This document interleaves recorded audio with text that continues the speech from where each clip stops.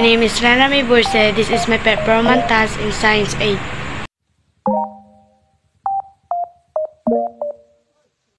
Alam niyo ba na ang scientific name ng santan ay Ixora coccinea?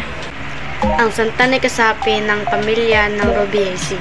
Ito ay isang dense, multi-branch evergreen shrub na karaniwang may taas na 46 feet, ngunit maaaring tumaas ng hanggang 12 feet.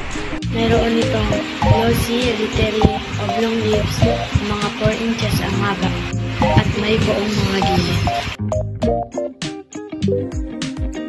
Ang terminong evergreen shrub sa santan ay nangangahulugang ang halamang ito ay patuloy na may mga dahon kahit sa anumang panahon ng taon. Hindi ito nanganganib na mawala ang mga dahon nito sa anumang panahon, kaya't ito ay tinatawag na evergreen o patuloy na berte. Ang shrub naman ay tumutukoy sa uri ng halaman na may mababang taas. Kaya ang evergreen shrub na katulad ng santan ay isang halamang may patuloy na berdeng dahon at karaniwang may mababang taas na hindi umabot sa laki ng puno.